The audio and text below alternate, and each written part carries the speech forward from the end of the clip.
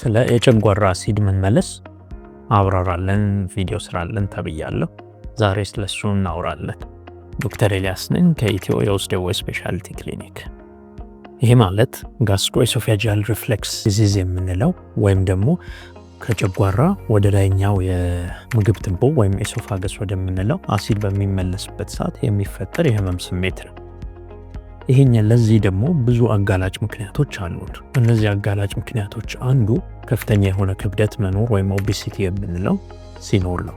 ከዛ ውጪ በእርግዝና ጊዜ ጽንስ ስለሚኖር ኢንትራአብዶሚናል ፕሬሸር ወደ ላይ ስለሚገፋው አሲድም ሆነ ምግብ ወደ ላይ የመመለስ ነገር ይኖረዋል። ስለዚህ ሁለተኛው አጋላጭ ነገር እሱ ነው።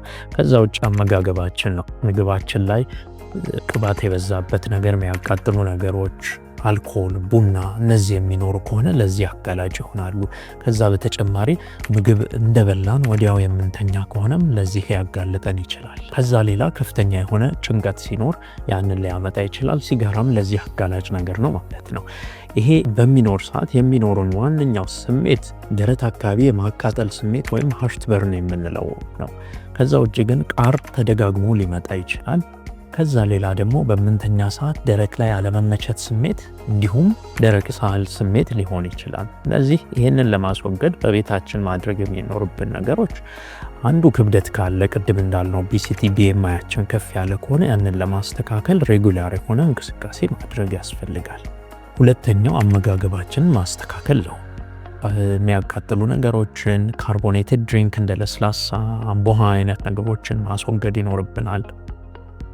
ከዛ በኋላ ደግሞ አልኮል፣ ሲጋራ፣ ቡና እነዚህ ነገሮች መቀነስ ያስፈልጋል። ምግብ ከበላን በኋላ ደግሞ ስንተኛ ቢያንስ ለ2 ሰዓት ከተቻለ እስከ 3 ሰዓት ቆይተን ቢሆን ምንተኛው የተሻለ ነው። ምክንያቱም የበላነው ምግብ ተፈጭቶ ያን ካለፈ በኋላ ስለሚሆን ያንን ስሜት ይቀንስልናል። ከዛ ውጪ በሚተኛ ሰዓት አልጋን ከፍ ማድረግ፣ ከላይኛው አካል ካልተቻለ ትራስ ደርቦ ከወገባችን ከፍ ማድረግ ያንን ስሜት እንዲቀንስልን ይረዳናል ማለት ነው። ይሄም ማድረገን ደግሞ ህመሙ በሚፈለገው መጠን ካልቀነሰ አንታሲድ የምንላቸው በፋርማሲ ኦቨር ዘ ካውንተር የሚሸጡ መድኃኒቶችን ወስደን መሞከር እንችላለን። እነዚህን ሁሉ ግን እያደረግን የማይስተካከልና የማይመለስ ከሆነ ወደ ሐኪም በመቅረብ ሕክምና ጋር መታየት ያስፈልጋል ማለት ነው። አድራሻችን የሚገኘው ሰሚት ለስላሳ ፋብሪካ ፊት ለፊት ዋሽንግተን ሰፈር መግቢያ 100 ሜትር ገባ ብሎ ከፋሲካ የህፃናት መዋያ አጠገብ እንገኛለን። ይጎብኙልን። እናመሰግናለን።